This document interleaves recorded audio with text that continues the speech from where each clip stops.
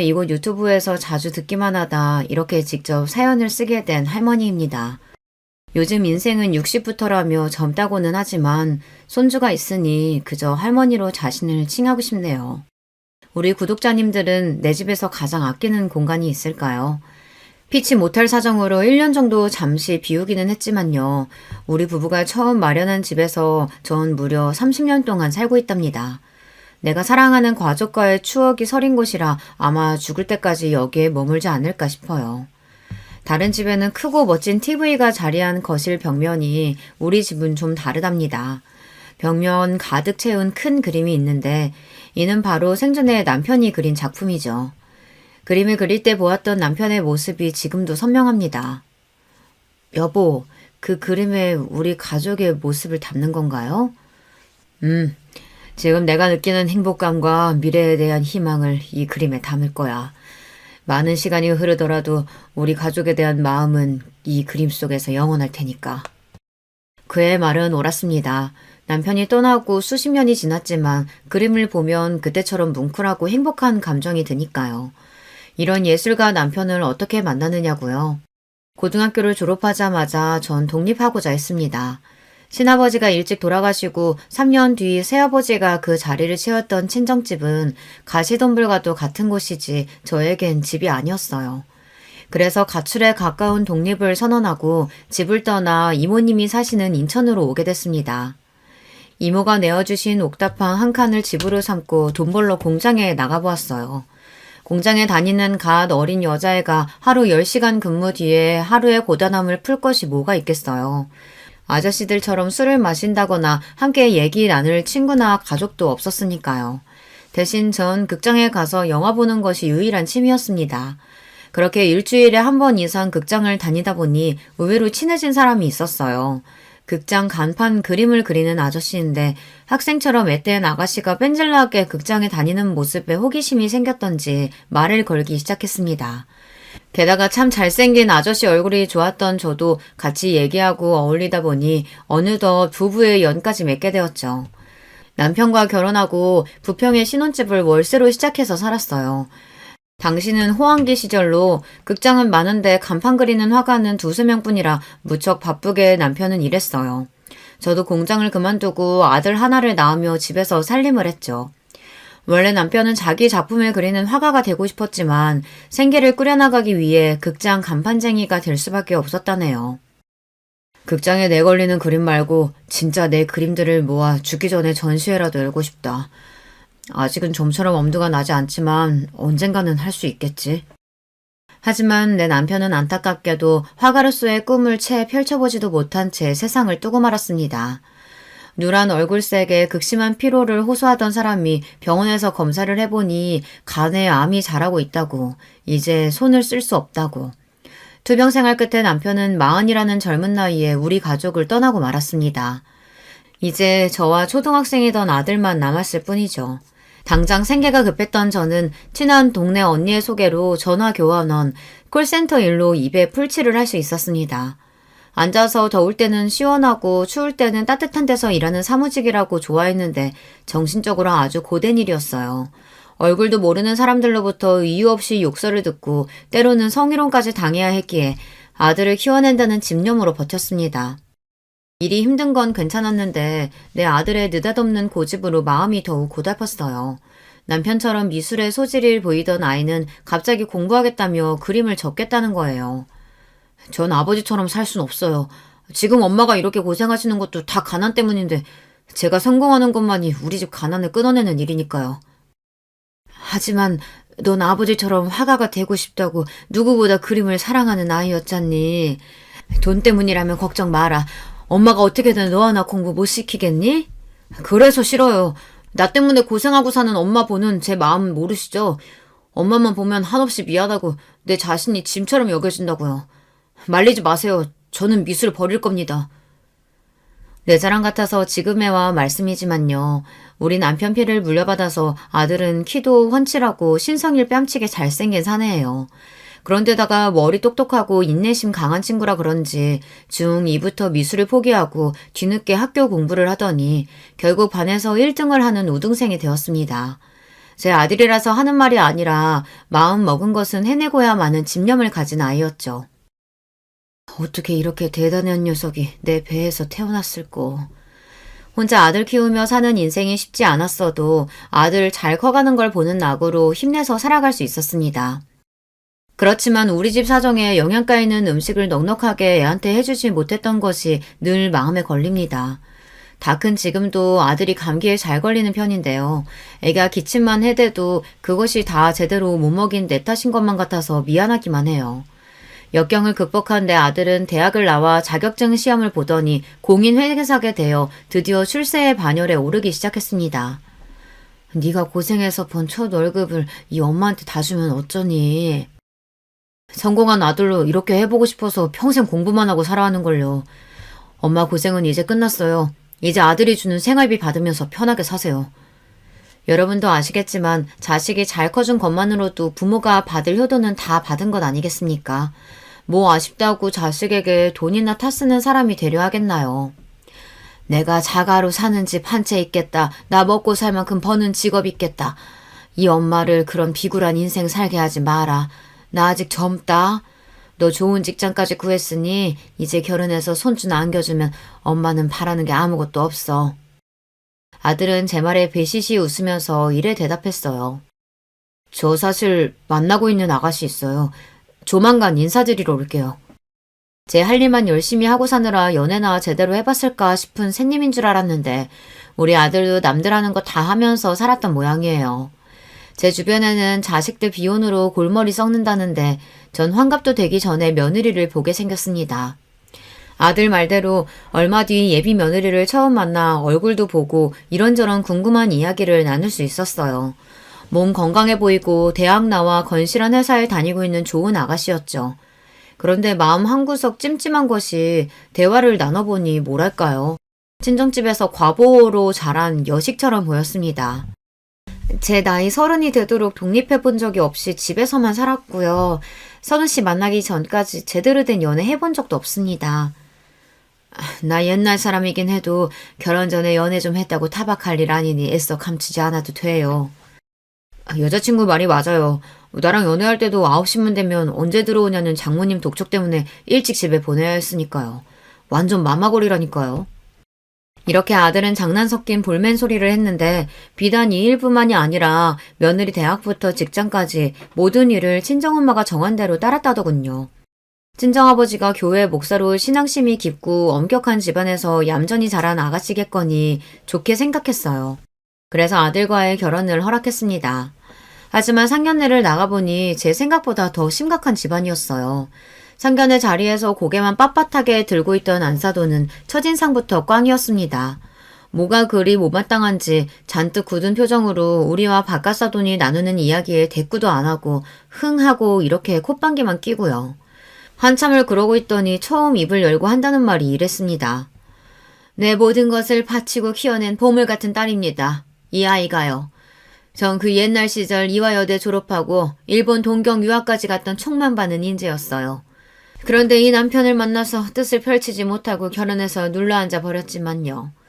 내 못다한 꿈 딸이 이뤄주길 바랬는데. 어찌됐든 내 딸은 여느 집 자식들과 다르니 이 점 똑똑히 알아두세요. 신령하기로 소문난 무속인에게 최고의 기를 받아서 사주부터가 특별한 애예요. 내 계획하에 잘 가다가 어찌 코가 잘못 깨어서 이리 시집 보내게 되었네요.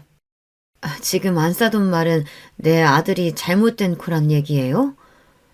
뭐 그저 말이 그렇단 얘기지 딱히 김서방 욕을 한 건 아니에요. 여러분 같으면 이런 여자랑 화기애애하게 대화를 이어갈 수 있으시겠어요? 이렇게 첫 단추부터 어긋나 버렸으니 그 뒤부터 무례한 안사돈이 하는 말 하나하나가 몸서리치게 싫었어요. 그 옆에 내도 나랑 같았는지 결혼 이후로 가족 모임이 있을 때면 은근히 나를 따돌리고 우리 애들을 자기네하고만 지내려고 온갖 술수를 쓰더라고요. 나도 말을 함부로 내뱉는 안사돈과 함께하는 자리는 불편해서 멀리하고 지냈습니다. 하지만 결혼 준비하면서 아들은 부쩍 안사돈과 며느리와 부딪히는 일이 많아졌는데요. 한 번은 아들이 혼수 가전을 보고 와서 짜증이 난다며 저에게 얘기한 적이 있습니다. 같이 간 장모님께서 우리 쓸 가전이니 너희가 알아서 결정하라고 하셨거든요. 그런데 막상 우리가 대형 TV랑 냉장고 등 정해서 알려드리니 갑자기 기분이 상하신 거예요. 우리에게 실망했다면서 돌연 집에 가시겠다고 하더군요. 같이 식사라도 하자며 잡았지만 영 불편한 기색이셔서 하는 수 없이 집까지 모셔다 드리고 돌아왔어요. 그리고 그 일로 와이프와 싸웠고요. 그 뒤로도 장모님 모시고 몇 번 같이 다녀봤는데 그럴 때마다 우리 부부가 계속 싸우게 되더라고요. 장모님은 말도 안 되는 이유로 와이프를 쥐잡듯이 몰아세우셔서 참 곤란해요. 늘 절 존중하고 키운 엄마와 장모는 달라도 너무 달라요. 와이프가 아무리 항변해도 결국은 죄송하다고 머리 숙여야 끝이 나더군요. 아들 말을 들으니 마음 같아서는 이 결혼을 무르고 싶었지만 저도 아들도 그럴 용기까지 내지는 못했네요. 우여곡절 끝에 아들 결혼식 잘 마치고 하와이로 신혼여행까지 다녀왔습니다. 아들 부부는 별일 없이 잘 사는가 보다 하고 지내고 있었는데 오랜만에 집에 찾아온 아들의 얼굴은 말이 아니었습니다. 갓 결혼한 새신랑 얼굴이 왜 그렇게 어둡니? 뭐 새아기랑 싸웠어? 표정을 살피며 슬쩍 물어보니 아들이 한다는 얘기가 결혼하자마자 장모님한테 정 떨어져서 정말 너희 장모 성격이 보통 센 거 아니라는 거 나도 알지만 얘야 그래도 너희 아내가 들으면 어쩌려고 장모한테 그렇게까지 말해야 쓰겠니? 엄마 제 말 좀 들어보세요. 신혼여행 떠나기 전에 장모님이 우리 집 가구 하나 골랐다면서 와이프한테 사진을 찍어 보냈는데요. 와이프가 가구 디자인이 우리 스타일이 아니라고 괜찮다고 답장했어요. 그 말에 또 마음 상한 장모님 때문에 신혼여행 떠나는 날 아침까지 기분 풀어드리느라 진땀을 뺐다니까요. 왜 그런다니? 아무리 기분이 언짢아도 그렇지 애들 신혼여행으로 외국 떠나는 날까지 꼭 그렇게 하셔야 했다니? 도대체 어림잡지가 못하구나 너희 장모라는 사람. 기분 좋게 신혼여행 떠나야 할 아들이 거기 가서 진땀 뺐을 생각을 하니 안 싸더니 원망스러웠습니다. 그뿐인 줄 아세요? 신혼여행 다녀와서는 집들이 빨리 해야 한다고 처가 식구를 집에 초대했어요. 그런데 우리 집에서 잠까지 자고 갔어요. 요즘 같은 세상에 신혼집에서 1박을 하다니 도무지 상식적으로 이해되지 않지만 사위고 남편인데 군말 없이 최선을 다해서 잘 모셨죠. 그래 잘했다. 그런데 또 네 장모가 뭐라고 했니? 우리 부부끼리 요리도 같이 해서 식사 한상 제대로 차렸어요. 다른 식구들은 다 맛있게 잘 먹는데 장모님 혼자 음식 타박해서 고생한 보람도 없었죠. 식사 내내 맛이 없다느니 이런 대접 받느니 집으로 가겠다느니 난리치는 바람에 와이프는 울고 분위기는 순식간에 차가워졌고요. 눈치 보인 형님네가 저를 데리고 밖으로 나가서 이래요. 장모님 이러는 일 한두 번도 아니라고 원래 그런 분이라고 여기고 그냥 이해하래요. 참나. 아들 이야기에 제 속은 천갈래 만갈래 찢어지는 기분이었습니다. 이렇게나 몰상식한 장모 때문에 앞으로 아들 맘고생이 얼마나 심해질까 싶었으니까요. 옛말이나 시집살이지 요즘은 이런 처가살이가 다 있지 뭡니까. 아들을 잘 다독여 보내고 나서 저는 날마다 100일 기도를 드렸습니다. 제가 할 수 있는 것은 별일 없이 아들 부부가 잘 지내기를 그저 기도드리는 것밖에요. 그렇게 마음 졸이고 살다가 한 번은 아들이 우리 집에 늦은 저녁에 갑자기 찾아와서 배고프다는 겁니다. 저녁밥을 허겁지겁 먹고 있는 아들의 모습을 보니 안쓰러운 마음이 들었어요. 우리 아들은 특히나 공복을 못 참아서 때가 되면 꼭 밥을 먹어야 하는 아이예요. 그러니 남자애라도 저 스스로 간단한 찌개며 요리도 할 줄 안답니다. 그런데 지금까지 밥도 못 먹고 있다는 건 이건 필시 무슨 일이 생긴 것이죠.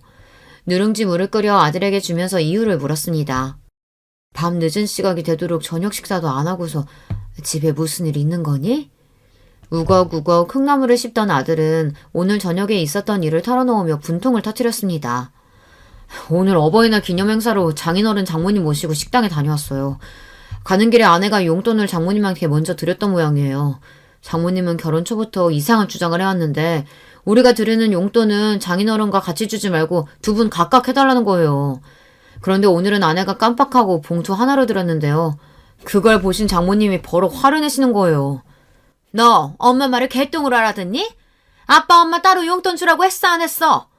내 품에서 자라온 딸이 그런 실수를 할 리는 없고 김서방 자네가 그러자고 한 건가?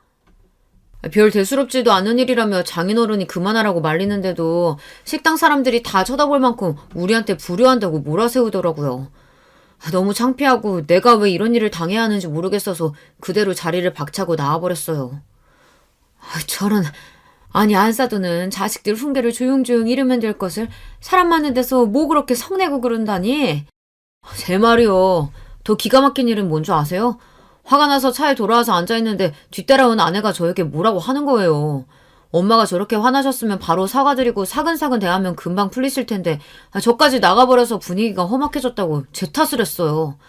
자기 엄마 잘못인데도 제 잘못이라는 아내도 장모님만큼 어이없는 사람이더군요. 화가 난 저는 차에 시동 걸고 바로 나와서 엄마 집으로 온 거예요. 좀처럼 감정에 동의가 없는데 아들이 이렇게 머리끝까지 화가 난 모습을 전 처음 보았어요.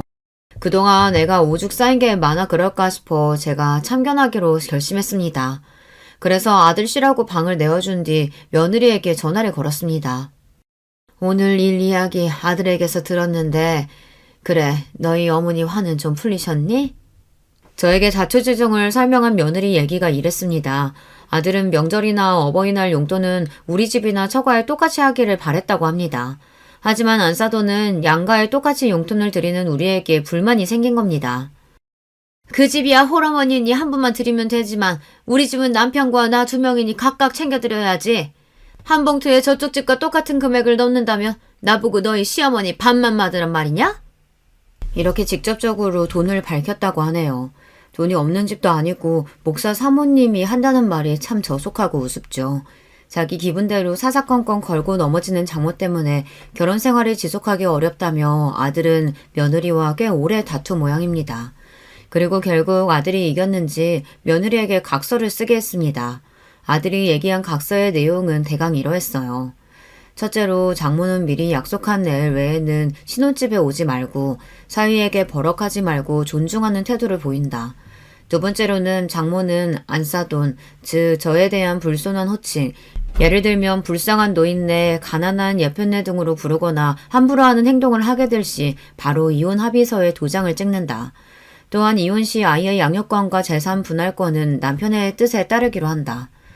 여기 두 번째 내용을 보고서 안사돈이 저를 그렇게 막 부르는 걸 처음으로 알았어요.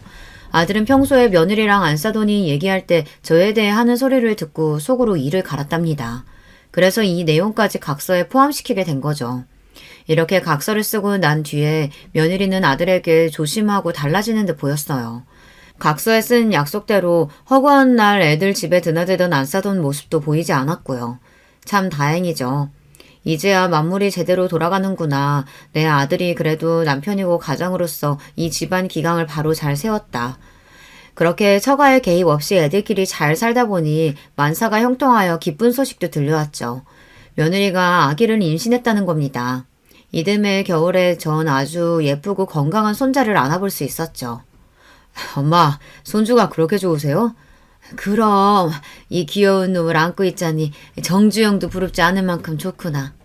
새아가야, 아이 낳느라 고생 많았다. 여기 축하금 넣었으니 이걸로 너 좋아하는 거 많이 사 먹어. 어머님 감사합니다.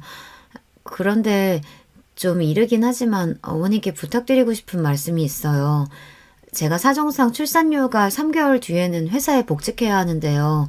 어린이집에 이 젖먹이를 맡길 수도 없고 봐줄 사람이 어머니 말고는 없네요. 그랬구나. 내가 그 생각까진 못했어. 워낙 너희 친정과 가깝게 지내서 안사돈이 당연히 손주 봐주겠거니 했지. 그러게요. 뭐 장모님은 허리가 안 좋아서 아이를 돌볼 수 없다나 뭐라나. 어떻게 하겠어요. 엄마가 괜찮으시다면 지금 사시는 집 처분하고 더 넓은 집으로 이사가서 아예 합치면 어떨까요? 손주야 너무 예쁘고 내 힘으로 자식들을 도울 수 있는 것은 좋지만 그렇다고 해도 합가는 섣불리 결정할 일이 아닌 것 같아 일단 고사했습니다. 난 너희 어릴 때부터 추억이 남아있는 이 집이 좋은데 여기엔 너 요만할 때 키진답시고 연필로 표시해둔 벽도 있고 이곳저곳 돌아가신 아버지 손때가 남은 집 아니니 아무래도 난 이 집을 팔 수는 없겠구나. 그럼 이렇게 하시면 어떻겠어요? 어머님 댁이 낡긴 했어도 조금 수리하면 지하철역이랑 가깝고 세입자가 들어올 수 있을 거예요. 차라리 전세를 놓고 그 전세금을 저희 집에 보태서 넓은 데로 이사를 가시죠. 아들 며느리는 좋은 생각이라면서 절 설득했죠. 전 마음이 영 내키지 않았지만 어떻게 하겠어요. 제가 없으면 며느리는 복직을 못하고 손주 봐줄 사람이 없다는데요. 그래서 결국 그리하기로 마음먹었습니다. 우리 집을 세 주고 받은 전세금 4억 5천을 보태 아들은 40평대로 이사를 갔고 그중 방 하나를 제가 쓰며 살게 되었어요. 그런데 말이 좋아 학까지 자식들 봉양받는 게 아니라 제가 아들과 며느리, 손주까지 모시고 사는 것과 진배 없었어요. 그뿐인가요? 손주가 생겼다는 핑계로 잠잠하던 안사돈은 더 자주 집에 찾아왔어요. 조용히 손주나 보고 가면 다행인데 몇 시간이나 눌러앉아서 제가 차려주는 저녁밥까지 얻어먹고 가는 날이 많았죠. 그렇지만 정말 절 화나게 만든 것은 그 옆에 내에 저를 대하는 태도였습니다. 저기요, 제가 머리가 아픈데 두통약이랑 물 좀 떠다 줘요. 너무 차지도 뜨겁지도 않은 온도로 잘 맞춤 물이어야 합니다. 할머니, 지금 우리 손주가 아랫도리가 불편해서 울잖아요. 어서 기저귀 갈아주지 않고 뭐 하십니까? 참다 못한 저는 결국 안사돈에게 화를 버럭 내고 말았습니다. 이보세요, 사돈. 배울 만큼 배웠다는 양반이 예절은 국 말아 드셨어요? 당신이 외할머니인데 손주 똥기저귀는 자기 손으로 한 번은 갈아야지. 왜 나만 시켜 먹어?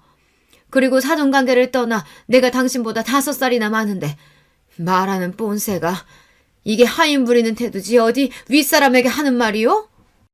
기가 막혀서 내가 이런 말 들을 사람이 아닌데.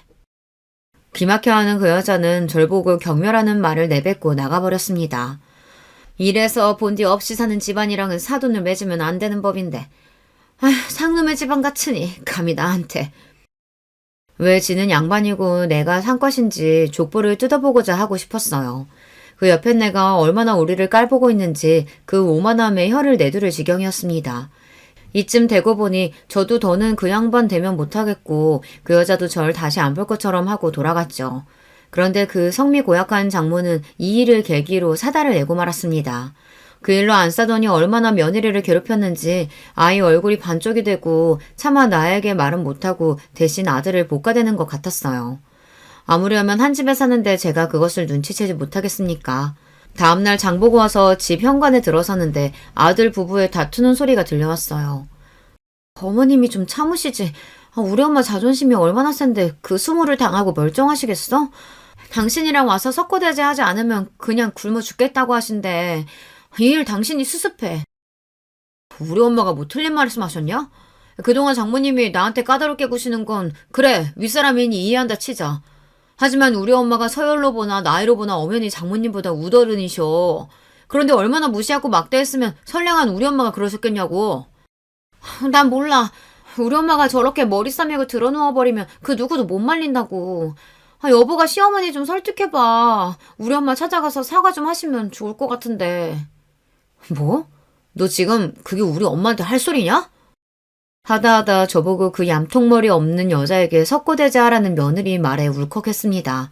나도 모르게 방문을 벌컥 열고 들어가서 며느리에게 똑똑히 일러주었어요. 내 그동안 착한 시애미 노릇하니까 너 눈에 뵈는 게 없니? 도리어 너희 엄마가 내 앞에 와서 잘못했다고 사과해야 할 판국에 뭐가 어쩌고 어째? 난 내 집으로 돌아갈 테니까 네가 회사 그만두고 우리 영수 키우던지 아니면 대단하신 네 엄마한테 키워달라던 너 네 마음대로 해라. 며느리한테 제 말만 하고 방문을 쾅 닫고 그대로 집 밖에 나가버렸습니다. 대차게 내 할 말 하고 나오니 속은 후련한데 막상 어디로 가야 할지 모르겠더라고요. 나라도 좀 참을 걸 자식들 싸움에 기름을 부었구나 싶어 뒤늦게 후회도 되고요.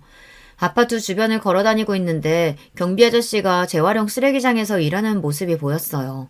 어제가 재활용 쓰레기 배출하는 날이었는데 엉망으로 내놓은 사람들 때문에 다시 분류하는 일을 아저씨 혼자서 하는 모습이 힘겨워 보였죠. 마침 갈 때도 할 일도 없는 저는 팔섬에 걷어붙이고 아저씨 일을 도와드렸습니다. 아이고 어르신 그냥 두세요. 다 제가 할 일입니다. 내가 사는 곳 일인데 누가 하면 어때요?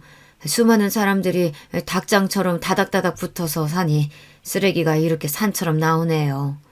내가 사는 동네에서는 한독주택이라 이런 광경 처음 봅니다. 함께 분리작업을 마치고 나니 경비는 날 화단이 있는 정자로 데려가 커피 한 잔을 주고 옆에 앉았습니다. 아들이 절 찾는 전화가 왔지만 아직 마음이 불편해서 전화를 받지 않았어요. 그래도 아드님 참 반듯하게 잘 키우셨습니다. 제가 봐도 며느님보다는 아드님이 아까워 보여요. 저 듣기 좋으라고 하시는 말씀인 거 알지만 기분은 좋네요. 아유, 제가 괜히 아들네에 들어와서 볼 걸 못 볼 걸 다 보고 사나 봅니다. 좀 컸다고 한들 자식들이 어디 부모 마음과 같나요? 그래도 제 자식 봐주러 온 엄마가 얼마나 귀한지 말은 안 해도 다 알고 있을 겁니다.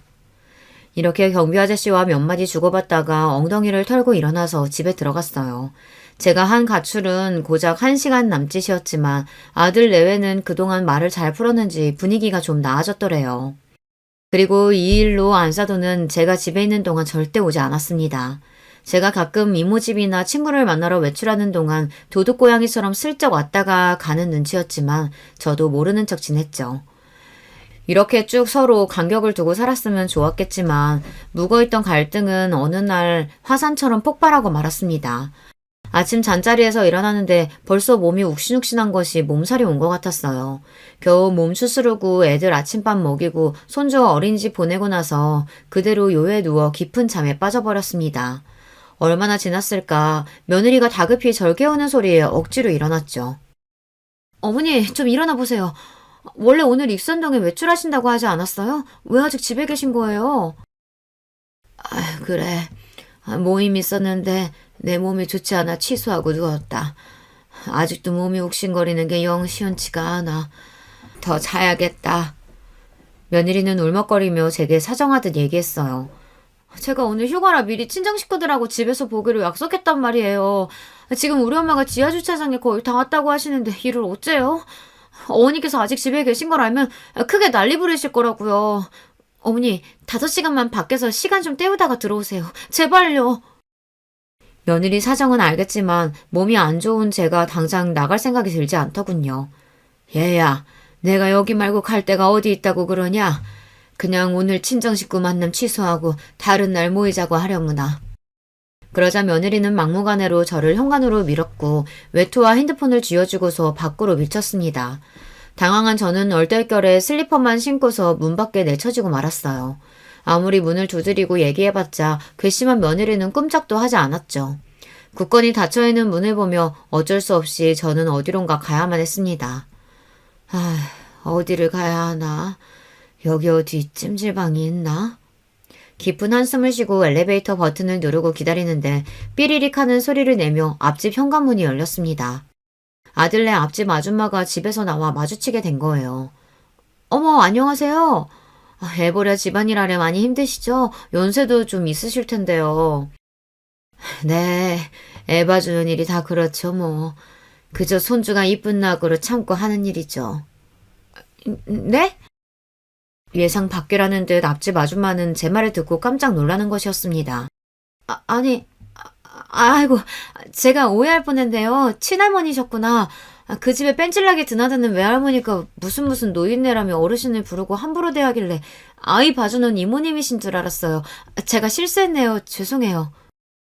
그 말을 듣는데 제 얼굴이 덩달아 화끈거릴 만큼 민망했습니다. 당황한 앞집 아줌마는 엘리베이터에서 내리자마자 내게 공손하게 인사하고 도망치듯 가버렸습니다. 안사돈이 나에 대해 뭐라고 하고 다녔는지 안 봐도 뻔하네. 모르는 사람들이 저렇게 오해할 정도로 그 집 모녀가 얼마나 나를 하찮게 대했으면. 서러움과 자괴감이 물밀듯 몰려와 목이 메었어요. 이런 마음으로 어딜 가지도 못하고 그저 아파트 경비실 앞 벤치에 앉아서 한참을 울었습니다. 제가 손수건으로 눈물을 찍어내고 있으려니 경비 아저씨가 다가오더군요. 천사모 어르신, 오늘도 속상한 일이 있으셨나 봐요. 여기 요구르트 좀 드세요. 감사하다고 입은 움직였지만 울고 있던 얼굴이 창피해서 고개도 들지 못하고 주신 요구르트를 받아들었어요. 그런데 경비원은 자리를 뜨지 않고 그대로 제 옆에 앉아 담배 한 대를 태우더군요. 아저씨도 일이 많아 힘드신가 봐요. 길지 않은 인생 살면서 쉬었던 날이 하루도 없었지만 요즘 같아서는 마음이 참 애리네요. 자식 낳아 취직하고 장가 보내면 고쳐 끝날 줄 알았는데 없는 살림이라도 내 식구끼리 살던 때가 마음이 편했던 것 같네요.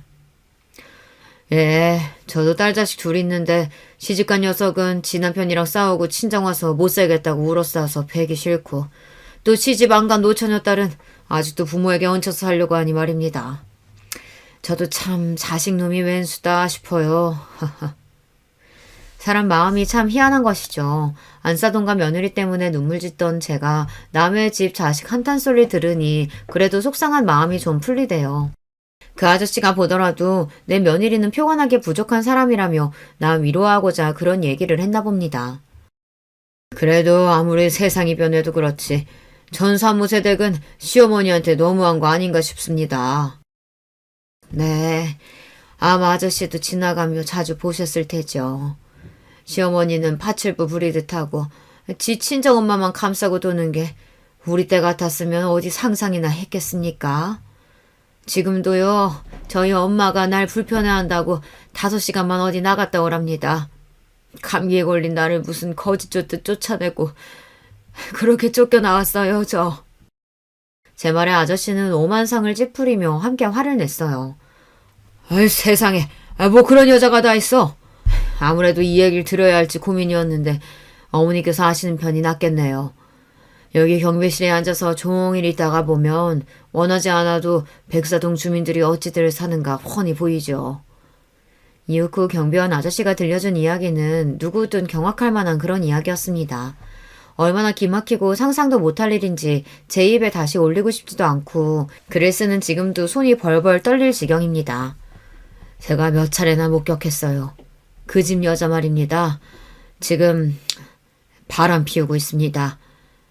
새벽녘에 어떤 차가 이 동 앞에서 기다리면 그 며느리가 주변을 두리번거리며 그 차에 훌쩍 타던 광경을 몇 번이나 제 눈으로 똑똑히 봤죠. 사람은커녕 길고양이도 지나다니지 않는 시각이니 아무도 모를 줄 알았겠지만 경비실에서 불 끄고 제가 보고 있다는 것은 까맣게 몰랐을 겁니다. 참. 바람? 바람이라뇨. 그게 정말이에요? 내 아들이 뭐 부족하다고 지보다 훨씬 인물 좋고 똑똑한 내 아들을 두고 딴 놈이랑 풀륜을. 그런데 말입니다. 경비 아저씨는 손바닥을 휘저으며 뭔가 불편하고 민망해하며 이렇게 얘기하는 겁니다. 아니요, 놈이 아니라 년입니다. 그 집 며느리는 어떤 다른 여자랑 바람이 난 거예요. 뭐라고요? 여자가 여자와 사랑하고 놀아단다니 여러분 믿겨지십니까? 저도 TV 무슨 프로그램 보다가 동성애하는 사람들이 있다는 얘기는 익히 알고 있습니다. 하지만 그런 사람들이야 별세계 사람들 아닌가요? 바로 내 며느리가 그런 잡종스러운 짓을 벌이다니 도무지 믿을 수가 없었어요. 제 가족을 걸고 맹세합니다. 그런 일은 물론 비밀에 붙여야 하고 원래 저도 공개할 마음은 없었죠. 그런데 그 여자는 평소에도 경비나 한다고 저를 무시했어요. 이 아저씨 거기 들어앉아서 경비하는 거예요? 마는 거예요? 거지 같은 인간들 여기에 출입 못하게 막아달라고 했잖아요. 오늘도 현관문에 마트 전단지 붙어있던데 당장 와서 떼줘요. 이런 식으로 종부리듯 하고요. 그런데다가 시어머니한테 이렇게까지 하는 걸 보니 그 여자 비밀을 폭로해야겠다 결심했죠. 그 이야기를 듣고 난 저는 제정신이 아니었습니다. 하염없이 생각하고 고민하다가 어느덧 늦은 밤이 되었죠. 집에 들어가니 저를 걱정하던 아들이 맞아주었어요. 이 늦은 시간까지 어디 다녀오셨어요? 걱정했잖아요. 그런데 엄마 얼굴이 왜 그래요? 무슨 일이라도. 아들을 지나쳐서 안방에서 TV를 보며 깔깔대고 있는 며느리 앞에서 천천히 그리고 깊고 엄숙한 목소리로 얘기했어요. 너 나한테 할 말 없냐? 평소와 다른 무거운 분위기를 눈치챈 며느리는 죄송했어요 어머님 하며 일어났는데 거기에 대고 전 결국 내질러 버렸습니다. 네가 여자를 좋아한다지 아마. 제 말에 며느리는 사색이 되고 말았습니다. 어머니 그런 흉측한 소리는 어디서 듣고 오신 거예요? 그럴 리가요. 말이나 되나요? 선우 씨랑 결혼해서 애까지 낳은 제가 무슨 여자를. 평소 네 행실이 그 모양이니 주변에서 원한을 샀으니 비밀이 내 귀에까지 들어왔지. 네가 차마 내 입으로는 더는 말 못하겠다. 세상 말살아 해도 유분수지. 여자랑 그 짓을. 네가 이 모양 이 꼴인 거 너희 집에서도 알고 있냐? 제발 비밀로 해주세요. 우리 아버지가 목사세요. 제가 이런 줄 아시면 엄마한테 저 맞아 죽을지도 몰라요. 어디 기도원에 끌려가서 감금당하고 교육이라는 이름으로 고문당하고 말 거라고요. 그거야 내 알 바 아니지? 며느리가 잡은 손을 뿌리치고 아들을 불러 이랬습니다. 내가 지금 네 처에 대한 충격적인 비밀 듣고 오는 길이다. 네가 궁금해한다면 얘기해주겠다마 그게 아니어도 갈라서는 게 좋겠다. 몸살 감기에 걸린 이 어미가 며느리한테 뇌쫓김 당했는데 배알 없는 자가 아니고서야 내 어찌 여기서 계속 살고 싶겠느냐. 지금 이 집에서 당장 나갈 거니까 처분 되는 대로 내 전세금 돌려다오. 그리고 네 처랑 이혼한 결심 사면 그때 엄마 찾아와라. 독항에 나오는 저에게 당황한 아들은 무슨 일이냐며 더 얘기해달라며 절 붙잡았지만 아들의 사정에도 불구하고 짐을 싸서 바로 나왔습니다. 당장은 갈 곳이 없어서 잠시 이모 댁에서 기거하는데 얼마 뒤 아들이 찾아왔어요.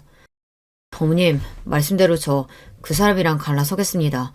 결정적으로 이런 상황에서까지 제 잘못 없다는 아내한테 환멸감을 느끼고 말았어요. 장모와 아내 모두 사위가 아니라 자기네 집 머슴을 구하는구나 싶은 생각에 결심했죠. 사실 결혼 초부터 장모님 감사 때문에 부부싸움 한 적이 한두 번이 아니에요. 그래, 네가 그간 마음고생이 심했던 거 다 안다. 장모는 저 있는 자리에서도 장인어른 깎아내리고 욕보이는 말까지 서슴지 않고 해요. 그런 모습 보면서 나도 저렇게 될까 무섭더군요. 그래도 이 사람은 다르겠거니 믿었는데 오늘까지 본 아내도 장모와 똑같은 인간이에요. 어떻게든 엄마와 저에 대해 깎아내리려고 들고요.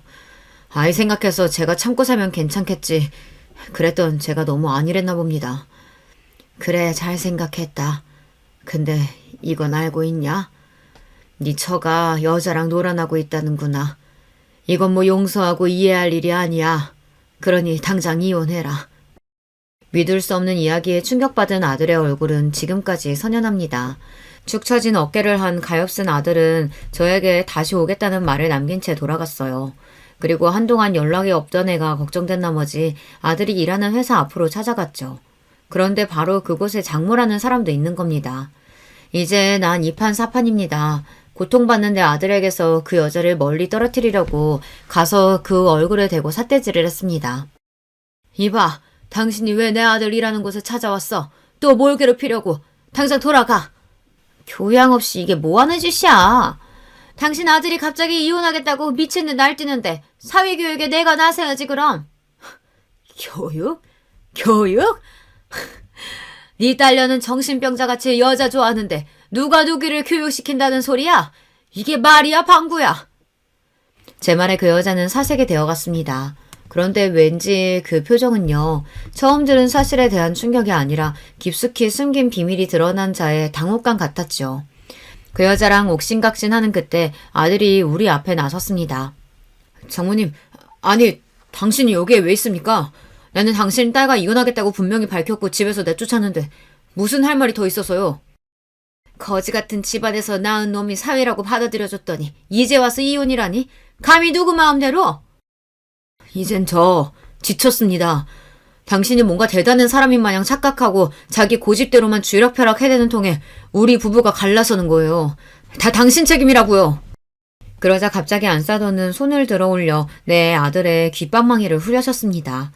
그 광경을 보고 눈이 뒤집힌 저는 그대로 안싸돈 머리끄댕이를 잡아 세차게 흔들었습니다. 이 거지 같은 년이? 지금 감히 누구 머리를 잘 잡아? 그래, 거지한테 어디 한번 혼쭐 나봐라.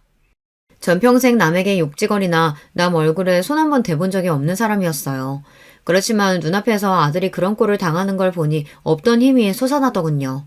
한참 동안 안싸돈의 머리채를 잡고 다니면서 쌍욕을 하다 놓아주니 손가락 틈으로 그 옆에는 머리카락이 수북히 뽑혀 있었어요. 안싸돈은 잔뜩 제 귀에 눌려서 이 거지 같은 모자 같으니 어디 두고 보자 하고 내빼더군요. 너 맞은 데는 괜찮니? 그럼요, 멀쩡해요. 엄마는 어디 다치신 데 없으세요? 우리 엄마 이런 모습 저 처음 봤어요. 아주 속이 후련합니다. 그치만 제 복수는 이제부터 시작이에요. 아들은 뭔가 복수할 묘안이 떠올랐는지 자신만만한 웃음을 지어 보였어요. 이후 그 아들이 말한 복수의 그 날이 찾아왔죠.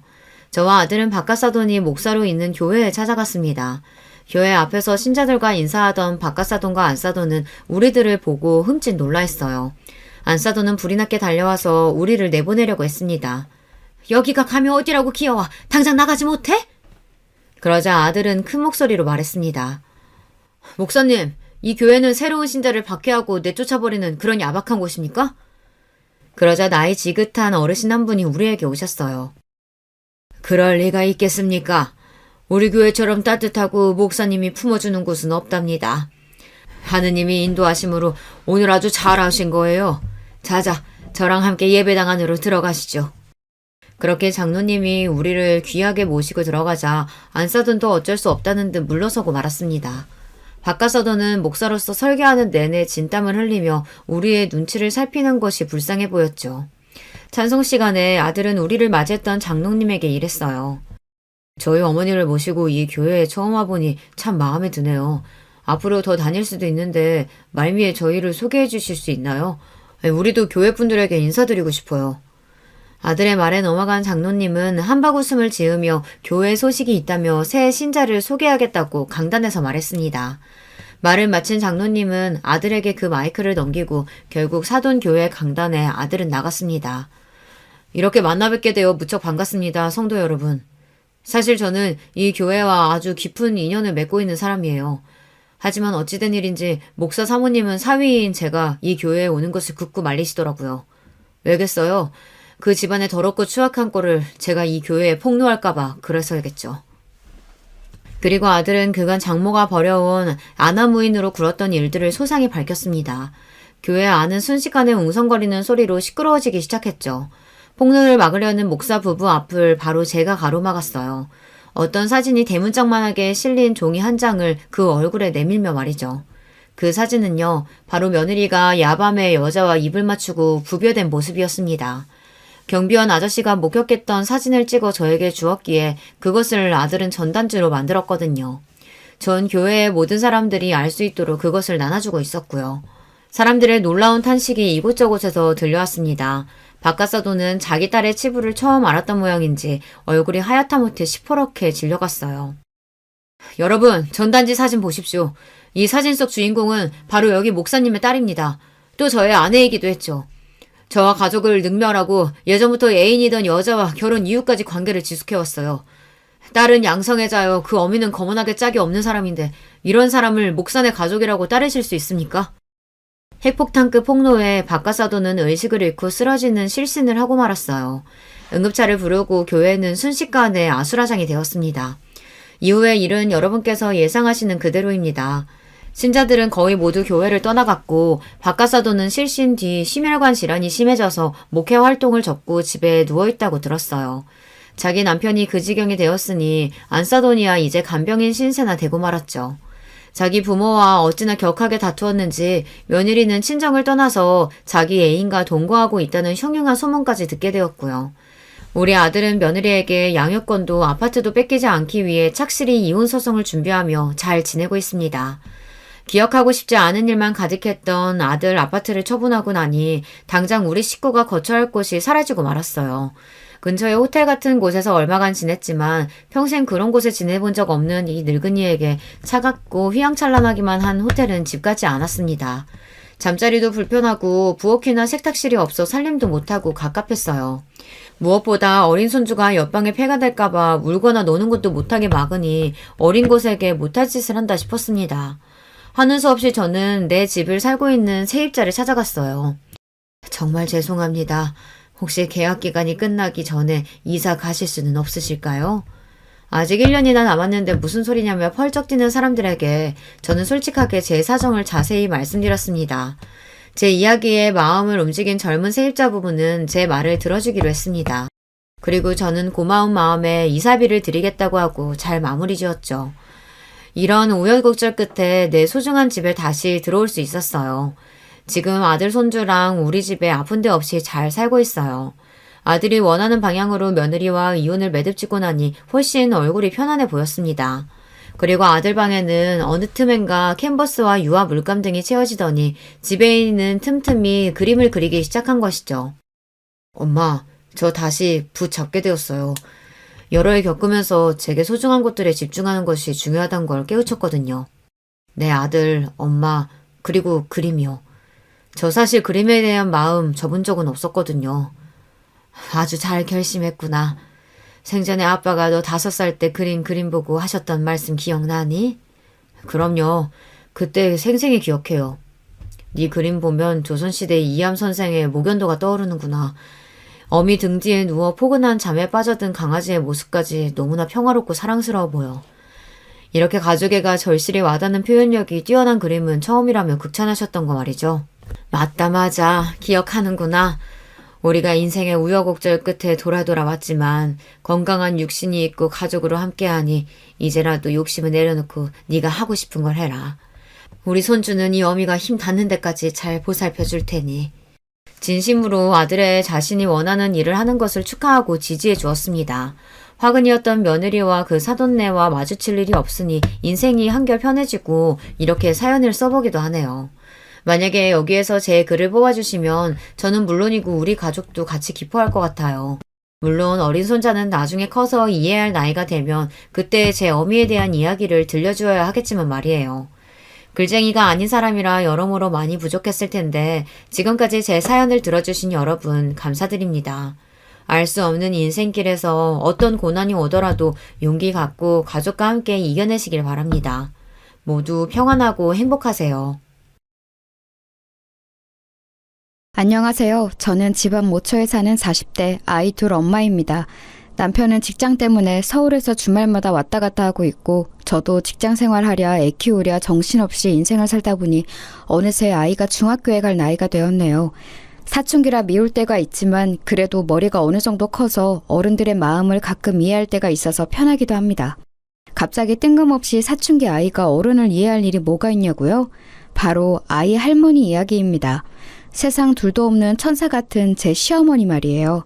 그런데 이 천사 시어머니는 너무나 아쉽게도 몸이 불편하게 태어나셨습니다. 하늘이 천사 같은 시어머니의 착한 마음이 너무나 질투가 났는지 시어머니에게 지적장애 2급이라는 장애를 앓은 채 세상에 태어나게 했습니다. 그리고 고작 7세의 지능으로 평생을 정말 순탄치 않은 삶을 살아오셨어요. 시어머니가 태어나 자라던 5, 60년대는 장애인에 대한 인식이 지금보다 훨씬 열악했기 때문에 살아가는 모든 순간순간이 고통스러웠다고 하셨습니다. 지금도 장애인에 대한 처우로 가끔 세상이 시끄러운데 그 시절에는 처우는 물론이거니와 주변에서 시어머니를 바라보는 인식이 어땠을지 상상이 가시나요? 7세의 언어로 표현하시는 이 세상은 들을 때마다 가슴을 미어지게 했습니다.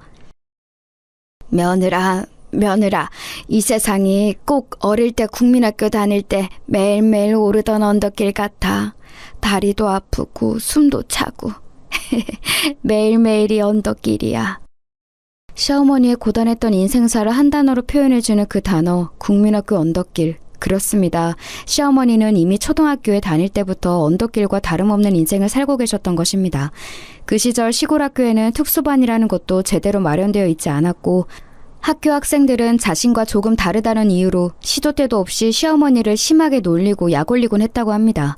그럴 때마다 시어머니를 괴롭힘으로부터 보호해주던 영호 같은 사내아이가 한 명 있었으니 그가 바로 동네 절름발이 석훈이, 지금의 제 시아버지입니다. 시아버지는 아주 어릴 적 마차에 깔려서 그때부터 한쪽 다리를 절게 되었다고 합니다. 시아버지 역시 몸이 성치 않았으니 그 시절 아이들의 대표적인 놀림감이었죠. 동병상련이었는지 순수한 정의감이었는지, 아니 둘 다겠죠. 시아버지는 시어머니가 조금이라도 놀림당하는 걸 목격하기만 하면 그대로 절름발로 뛰어가 온 몸으로 힘센 친구들과 몸싸움을 벌이며 시어머니를 보호했다고 합니다. 덩치도 크고 뚱뚱한 학교에서 싸움 제일 잘하는 병훈이한테도 앞뒤 안 보고 들이박았다고 하니 다리만 불편했지 그야말로 둘도 없는 장군감이었습니다. 하지만 역시 몸이 성치 않으니 흠씬 두들겨 맞기 일쑤였는데요. 그렇게 맞으면서도 꿋꿋이 이렇게 소리쳤다고 합니다. 정혜 괴롭히지 마! 정혜 괴롭히는 놈들 나한테 다 죽는다! 어이구 죽여봐라 병신아. 네가 어쩔래? 어쩔래? 네가 한번 죽어봐라! 그렇게 흠씬 두들겨 맞고서 한쪽 구석에 쭈그리고 있으면 시어머니가 슬며시 다가와 위로했다고 합니다. 석훈이 괜찮아? 석훈이 아프다. 석훈이 아프다. 난 괜찮아 정혜야. 앞으로 또 누가 괴롭히면 나한테 다 얘기해. 내가 다 혼내줄게. 맨날 맞으면서 뭘 혼내주긴 혼내주냐. 석훈이 아프다. 석훈이 아프다. 그렇게 학교 생활하는 매일매일이 두 분에겐 투쟁의 연속이었습니다. 두 분은 서로를 지켜야 했기 때문에 늘 붙어 다녔고 하굣길까지 같이 가곤 했는데 그러자면 여지없이 그 광경을 본 학생들이 두 분을 놀리기 시작했습니다. 야야, 저기 병신 둘이서 연애질한다. 얼레리 꼴레리 얼레리 꼴레리. 이 새끼들 진짜 죽을래? 일로 안 와? 그렇게 시아버지가 절름발로 놀리는 학생들을 힘겹게 쫓아가면 아이들은 주랭랑을 치면서 계속 놀리곤 했답니다. 얼레리 꼴레리 얼레리 꼴레리 병신 둘이서 연애한대요. 진짜 다 죽여버린다. 석훈아, 하지 마라. 석훈이 아프다.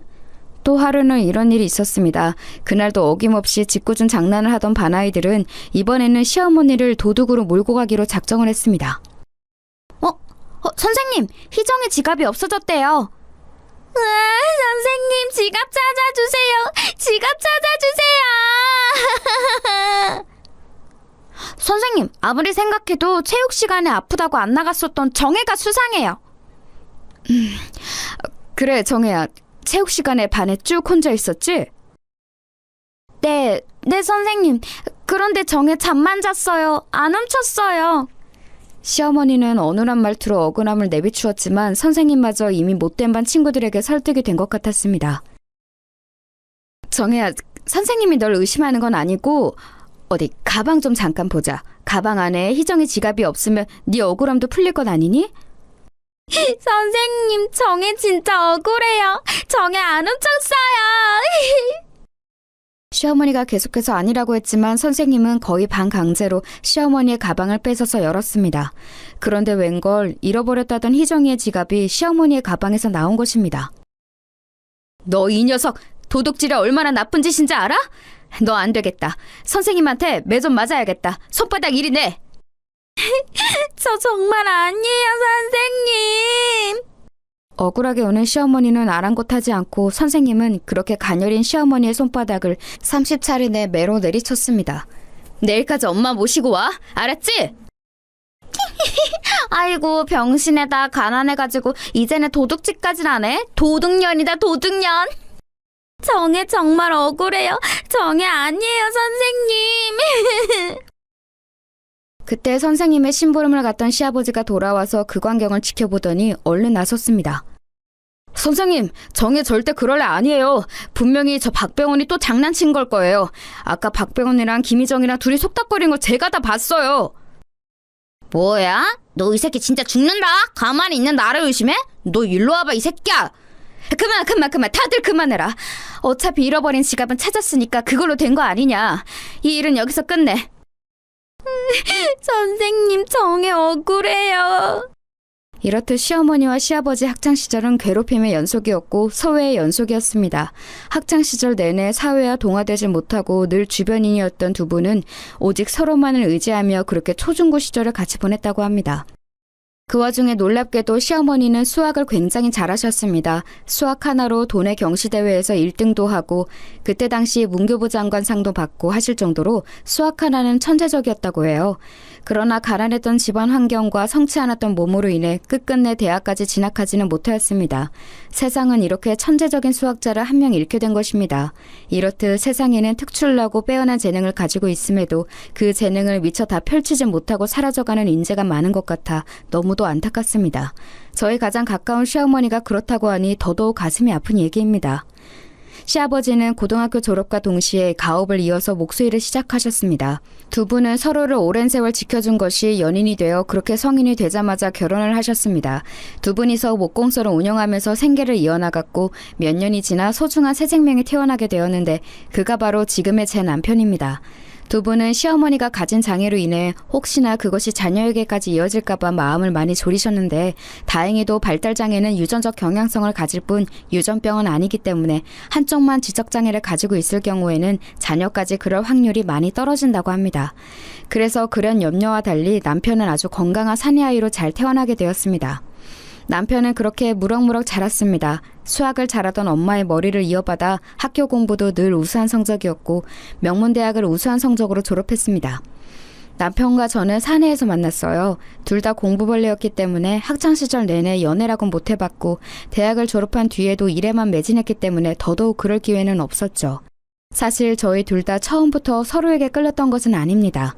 그런데 어느 순간 남편이 자신의 일에 열정과 애정을 가지고 열심히 몰두하던 모습이 멋있어 보여서 제가 먼저 끝나고 맥주 한잔 하자고 데이트를 신청한 것이 계기가 되어 교제를 시작하게 되었습니다. 그렇게 2년 정도 연애를 하게 되었고 조금씩 결혼 얘기가 오가게 되었습니다. 미진아, 이제 우리 결혼도 생각하고 해야 하니까 솔직하게 할 얘기가 있어. 그동안 우리 부모님, 특히 엄마 얘기는 잘하지 않았지. 그건 부끄러워서라기보다 혹시나 네가 편견을 가지고 있으면 어떡하지 하는 생각에 미처 말하지 못했었어. 그렇게 조심스레 꺼내준 시어머니 이야기를 시작으로 앞서 설명드렸던 시부모님의 역사와 남편의 탄생 얘기까지의 거대한 가족사를 듣게 되었습니다.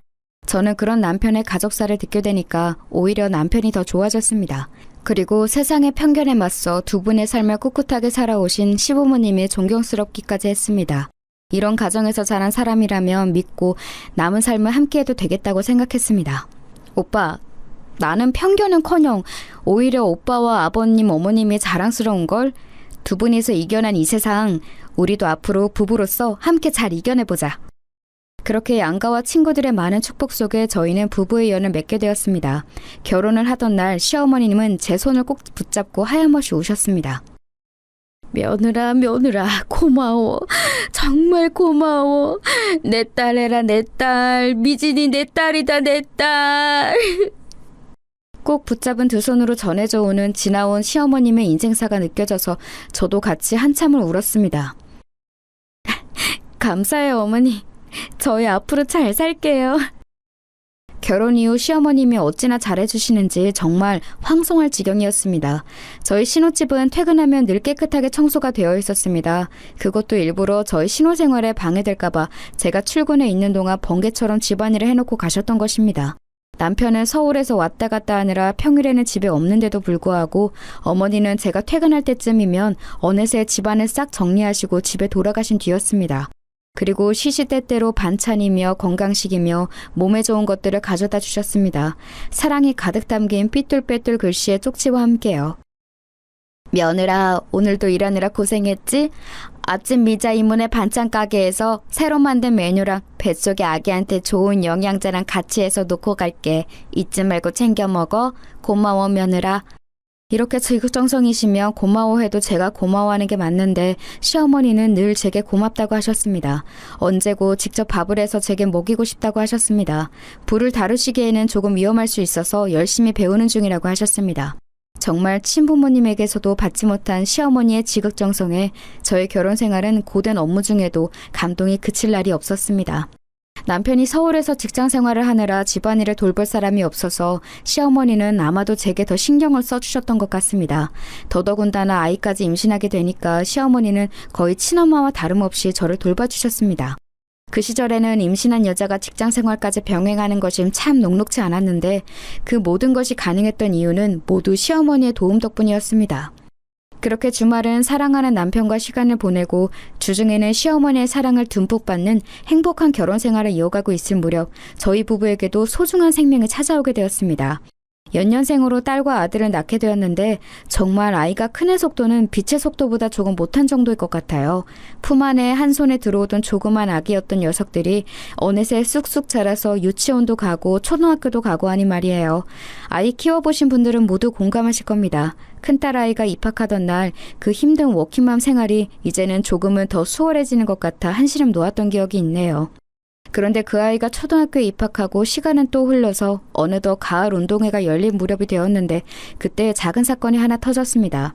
제가 일이 바빠서 참석을 못하게 되었고 남편 역시 주중에는 서울에 있으니 참석하기 어려운 것은 마찬가지였습니다.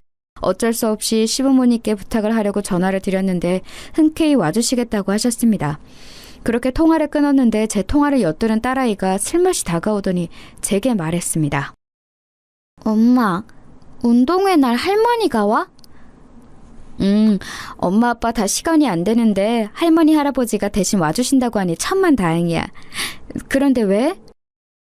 그게 그냥 오지 말라고 하면 안 돼? 친구들이 자꾸 놀려. 놀리다니? 그게 무슨 말이야?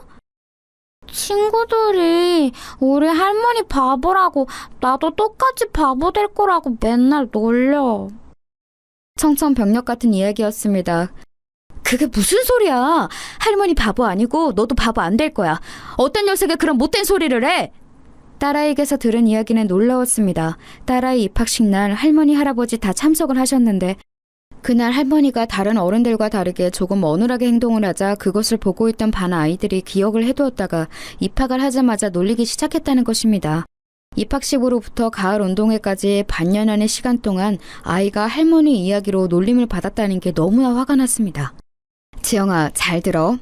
할머니는 몸이 불편하신 거지 바보가 아니야. 다른 누구보다도 너는 할머니 부끄러워하면 안 돼. 할머니가 얼마나 슬퍼하시겠니? 몰라. 그냥 할머니 오는 거 싫어. 오지 말라고 해. 대차게 울어대는 딸아이에게 할머니는 우리와 조금 다른 사람일 뿐 그 누구보다도 착하고 천사 같은 분이라는 걸 어떻게 이해시켜 주어야 할지 막막했습니다. 처음 해보는 엄마 노릇이 정말 힘들다는 걸 강력하게 실감했습니다. 8살 초등학생 아이에게 어떻게 장애에 대한 편견을 바로 잡아주어야 할지 미처 배우지 못했으니까요. 무엇보다 이 이야기를 시어머니께 어떻게 전달을 해야 할지가 가장 난감했습니다. 아이는 할머니 오는 거 싫다고 떼를 쓰지 이 이야기를 시어머니께 전달을 하자니 시어머니가 평생을 당해온 수모와 멸시를 제가 한 스푼 더 보태는 것과 다를 바 없지. 정말 울고 싶을 지경이었습니다. 그러던 중 천만다행인지 아니면 이걸 천만다행이라고 생각하는 것조차 천벌을 받을 일인지 마침 시부모님 가게에 발주 사고가 발생해서 물량을 예정 기일까지 맞추느라고 밤낮 없이 일하셔야 하는 상황이 발생했는데 그러다 보니 자연스럽게 아이 운동회에서는 시부모님도 못 가게 되는 상황이 발생했습니다. 딸아이의 운동회에 가족이 아무도 참석 못하는 것은 미안한 일이지만 딸아이가 할머니가 오는 게 그렇게 싫다고 떼를 쓰던 게 결국 이루어져 버렸는데 그것 때문에 일종의 안심을 하는 제 모습을 보면서 너무 죄스러웠습니다. 여러분이라면 이런 상황에서 어떻게 하시겠어요? 몸이 불편한 시어머니와 그걸 부끄러워하는 어린 딸아이 그리고 그걸 양쪽 다 잘 설명해야 하는 이 상황 말이에요. 이번 일은 그렇게 두루뭉실 넘어갔지만 앞으로 살면서 비슷한 일들이 여러 번 있을 텐데 그때마다 어떻게 해야 할지 미리부터 걱정되기 시작했습니다. 저는 오랜 고민 끝에 딸아이의 눈높이에 맞춰서 이 상황을 잘 설명할 계획을 짠 후에 앉혀놓고 이야기했습니다. 지영아, 먼 옛날 하늘에서 할머니가 이 세상에 태어나시기 전에 할머니는 하늘나라의 공주님이었단다. 우와, 그게 정말이야? 그럼 얼굴도 예쁘고 마음씨도 고와서 하늘나라 백성들 모두가 사랑하는 공주님이었지. 그런데 그러던 어느 날 공주님이 인간들이 사는 이곳을 내려다보고 있었는데 하루는 너무 내려가 보고 싶더래. 그래서 천년에 한 번 하늘나라와 인간 세상을 오가는 말 한 마리가 마침 하늘나라 정거장에 와 있을 때였는데 인간 세상에 몹시 가보고 싶었던 공주님이 급하게 말 위에 올라탔다가 인간 세상에 내려오는 길에 말에서 떨어지게 된 거야. 그러면서 공주님이 머리를 부딪히게 되었고 생명이 위독한 상태가 되었어. 하늘님이 그런 공주를 보시고 안타깝게 여기셔서 공주님의 목숨을 살려주는 대신 인간 세상에 무한한 사랑을 전하고 오라는 명령을 내리셨어. 공주님은 그렇게 목숨을 구했지만 다친 머리로 인해 어린아이와 같은 지능을 가지게 된 거야. 그렇지만 하늘님의 바램대로 세상 누구보다도 착하고 고운 심성으로 지금까지도 그 사랑을 세상에 뿌리고 계셔. 할머니가 이 엄마랑 지영이 얼마나 이뻐하는지 지영이도 잘 알지? 응, 맞아. 할머니는 항상 천사같이 대해주셔. 그게 할머니가 하늘나라 공주님이어서 그랬구나. 우와! 그래, 그건 할머니가 본래 하늘나라의 천사이자 공주님이시기 때문이야. 먼 훗날 하느님한테 받은 명령을 다 이루고 나면 다시 하늘나라로 올라가서 공주님이 되실 거란다. 우와, 그럼 할머니는 바보가 아니라 공주님이었네. 바보들, 그런 것도 모르면서 놀리다니. 엄마, 나 이제부터 할머니 안 창피해. 할머니는 하늘나라 공주님인걸. 그럼 마찬가지로 하늘나라 공주님의 손녀딸인 우리 지영이도 공주님이지. 우와, 신난다. 나도 공주님이다. 아이가 장애에 대한 편견을 가지지 않게 최대한 잘 설명해보려 했었는데 다행히 그게 아이한테는 긍정적으로 전달이 된 것 같았습니다. 점점 자라면서 다시 할머니의 현실에 부딪히게 되겠지만 적어도 아이 마음에 할머니가 얼마나 좋은 분인지를 꼭 알게 해주고 싶었거든요. 그런데 신기하게도 그날 이후로는 할머니가 창피하다느니 할머니가 학교에 오는 게 싫다느니 하는 이야기를 입 밖에도 꺼내지 않았습니다. 나중에 커서 들은 얘기로는 그 이후로도 여지없이 아이들은 딸아이를 놀렸지만 그럴 때마다 딸아이는 그래, 마음껏 놀려. 니네가 아무리 놀려도 우리 할머니는 하늘나라 공주님이야. 부럽지? 부러우면 놀리지 말고 그냥 부럽다고 해. 라고 옹수했다네요. 제가 들려준 이 이야기가 어쩌면 아이에게는 주문 같은 마법이 되었나 봅니다. 지금도 딸아이의 할머니 핸드폰 번호가 공주님으로 되어 있으니까요. 그렇게 둘째 아이까지 할머니에 대해 편견을 가지지 않게 무던히도 애를 썼습니다. 아이들이 다행히 저의 교육 방향을 잘 따라와준 덕분에 할머니 못지않게 주변 이웃들에게 사랑을 전하는 성숙한 아이들로 잘 자라주고 있는 것 같아서 뿌듯합니다. 이렇게 아이들이 가질 수 있는 편견을 한꺼풀 걷어내고 나니 저희 집안에는 평안한 일만 가득할 것 같았습니다. 하지만 세상은 역시 천사 같은 시어머니를 가만히 내버려두지 않더군요. 결국엔 시어머니의 마음속에 큰 상처가 될 수 있는 일이 또 벌어지고 말았으니까요. 그 사건은 다음과 같습니다. 시어머니는 앞서 말씀드린 것처럼 장애에 대한 편견으로 학창시절 내내 고통을 받고 자라셨습니다. 그렇기에 친구라고는 동창이었던 시아버지가 거의 유일무이했었죠. 그러나 친구가 꼭 시아버지만 있었던 것은 아니었습니다. 시어머니는 학창시절 늘 반장을 했었고 전교 1등을 놓친 적 없었던 현숙이 이야기를 자주 했습니다. 시어머니를 편견 없이 잘 대해준 몇 안 되는 학창시절 친구 중 한 명이라면서요. 현숙이 아줌마 이야기를 할 때에는 항상 다시금 소녀의 미소를 짓곤 하셨습니다. 현숙이 보고 싶다. 현숙이 착하다. 현숙이 잘해줬다. 현숙이 아줌마는 수학을 유난히 잘했던 시어머니 곁에 항상 붙어 다니면서 수학에 관해서 많이 물어봤었고 그것이 계기가 되어 친하게 지내게 되었다고 합니다.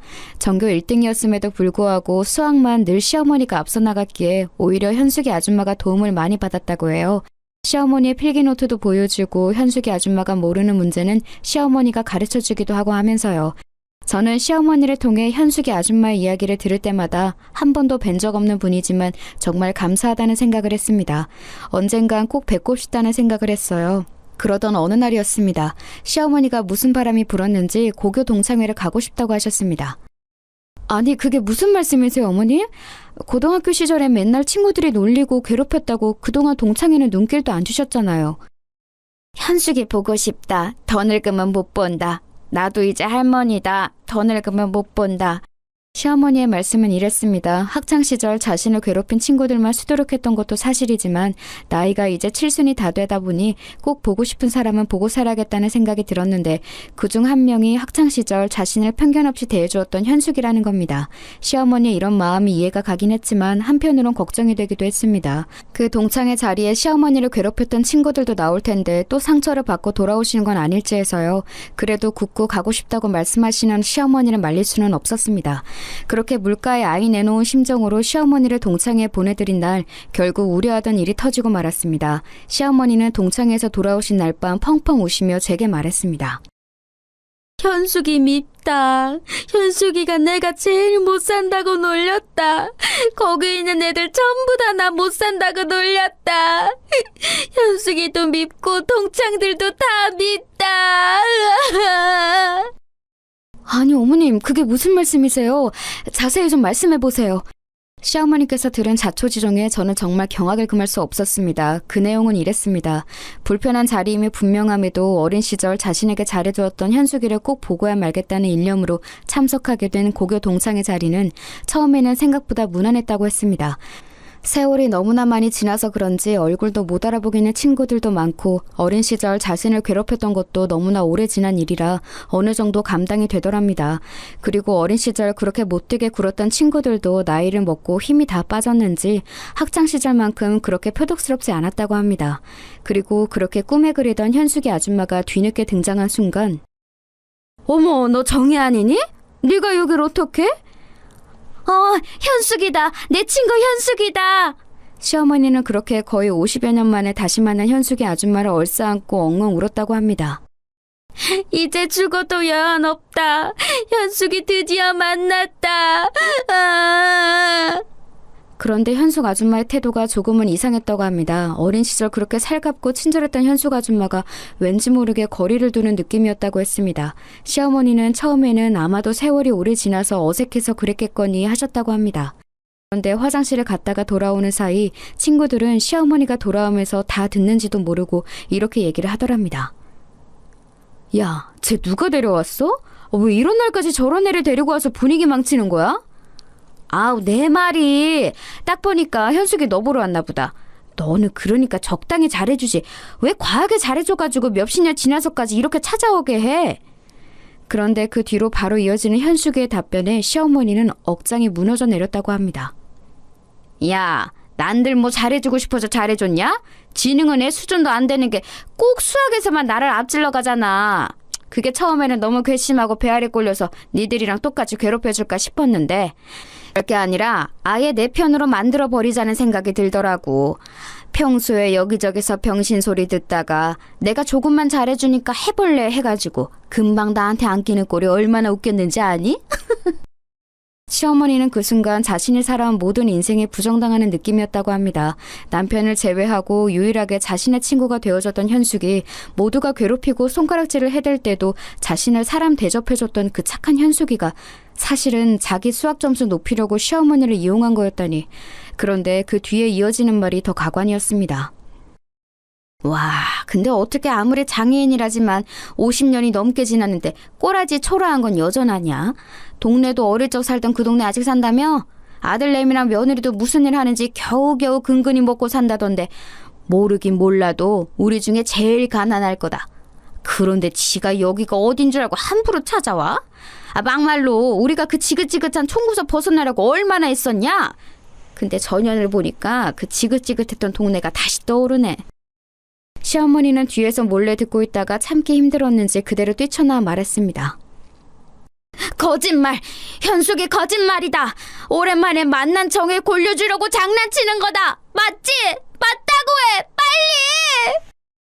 시어머니는 눈물 콧물을 쏟으며 그 상황을 부정하고 싶은 마음에 뛰쳐나가 소리쳤지만 돌아오는 현숙의 반응은 냉정했습니다. 어머, 뭐야? 다 듣고 있었어? 그래. 이왕 이렇게 된 거 솔직하게 얘기해주지. 야, 내가 뭐가 부족해서 너 같은 장애인이랑 붙어 다니냐? 주제를 알아야지. 게다가 아직도 목공소리 일하면서 가난하게 살지? 그런데 네가 여기를 어디라고 함부로 기어와? 아니, 난 안 그래도 유일한 인생의 오점이 니년한테 수학 뒤지는 거였는데 오늘 와서 굳이 또 그걸 기억하게 하네? 당장 안 꺼져? 50년 전 천상하고 친절했던 현숙이는 온데간데 없고 표독스러운 마귀 할멈 같은 현숙이가 그 시절 모든 친구들이 자기를 놀리고 괴롭혔던 것처럼 똑같은 행동을 하고 있었습니다. 몸이 불편한 것도 서러운데 가난한 것까지 더해서 막말을 내뱉는데 시어머니는 그 자리에 주저앉아서 엉엉 우는데 아무도 위로해주기는커녕 다들 이렇게 얘기를 하더랍니다. 아우, 야야야, 쟤 여기서 밤새 저러고 있을 것 같으니까 우리가 자리를 옮기자. 아, 독한 년. 그렇게 시어머니는 홀로 남겨진 가게에서 한참을 울다가 힘없이 집으로 돌아왔는데 그런 시어머니를 맞이하는 저를 보면서 다시 울음이 터졌습니다. 현숙이 밉다. 현숙이가 내가 제일 못 산다고 놀렸다. 거기 있는 애들 전부 다 나 못 산다고 놀렸다. 현숙이도 밉고 동창들도 다 밉다. 정말 기가 막히고 코가 막힐 노릇이었습니다. 동창회 가서 괜히 불편한 일 겪으시지 않을까 우려했던 것이 현실이 되었습니다. 시어머니가 받았을 상처를 생각하니 가슴이 미어졌습니다. 현숙이 아줌마의 말대로였습니다. 학창시절 한 번도 전교 1등을 놓쳐본 적이 없던 그 아줌마는 유일하게 한 과목, 수학만을 시어머니에게 뒤졌다고 합니다. 종합점수로 합산하며 그 아줌마가 1등이었지만 수학을 1등하지 못했다는 이유로 부모님께 매번 심한 꾸중을 들어야 했다고 했습니다. 그래서 친구들과 작당 모의를 하고 시어머니를 더 괴롭히게 시켰으며 자기는 전교회장의 이미지가 있으니까 직접 나서지는 않고 뒤에서는 아무것도 모르는 척 시어머니에게 접근해서 친하게 지냈다고 합니다. 모르는 문제에 대해 정보를 얻기도 하고 때로는 일부러 시어머니에게 공식을 틀리게 가르쳐줘서 시험에서 문제를 틀리게 하려고도 하였습니다. 시어머니는 애써 찾아온 몇 안 되는 친구를 놓치고 싶지 않아 일부러 그 아줌마가 틀리게 가르쳐줘도 모르는 척 넘어갔으나 그렇다고 해도 시어머니를 시험 성적에서는 이길 수 없었다고 합니다. 이 모든 진실을 알게 된 시어머니는 몇 날 며칠을 끙끙 앓으면서 힘들어하셨습니다. 저는 시어머니에게 이렇게 못되게 구는 현숙 아줌마와 시어머니에게 깊은 분노를 느꼈습니다. 정말 이 방법은 쓰지 않으려고 했는데 제가 나설 차례라는 생각이 들었습니다. 저는 굳은 결심을 하고 현숙 아줌마를 찾아 나섰습니다. 수소문 끝에 알아낸 현숙 아줌마의 주소는 듣기만 해도 화려한 강남의 한 아파트에서 살고 있었습니다. 집안도 좋고 공부도 잘했던 그 아줌마는 서울 명문대를 졸업한 뒤 유명한 기업가 집안의 며느리로 시집을 갔는데 그 이후로는 평생 사모님 소리 들으면서 골프나 치러 다니고 심심하며 부잣집 사모님들과 몰려다니며 편하게 평생을 보냈다고 합니다. 저는 지인을 통해 슬며시 연통을 넣어 제가 시어머님의 며느리인 것은 숨기고 따로 만나고 싶다고 제안을 했습니다. 그 아줌마는 제 소개를 듣더니 흔쾌히 자리를 마련했습니다. 그렇게 찾아간 약속 장소는 일반 서민들은 평생 한 번이나 가볼까 싶은 고급 일식집이었습니다. 준비된 룸으로 들어가자 현숙 아줌마가 저를 기다리고 있었습니다. 아유, 어머나, 어서오세요, 의원님. 이렇게 먼저 연락을 주시다니, 안 그래도 한번 뵙고 싶었습니다. 안녕하세요, 정미진입니다. 시간이 없으니 본론부터 얘기할게요. 저는 오늘 국회의원 정미진으로 온 것이 아닙니다. 저를 의원이라고 부르면서 버선발로 맞이하는 현숙 아줌마. 여러분도 놀라셨나요? 네, 맞습니다. 저는 현재 국회의원입니다. 하지만 본명을 밝히면 제 소속 정당에 피해가 갈 수가 있고 이 일이 바깥 세상에 알려지면 본의 아니게 논란을 일으킬 여지가 있기 때문에 쭉 가명과 대략적인 나이로 소개드리는 점 양해 부탁드립니다. 저는 대학을 졸업하자마자 사법고시에 합격해 검사로 일을 시작하였습니다.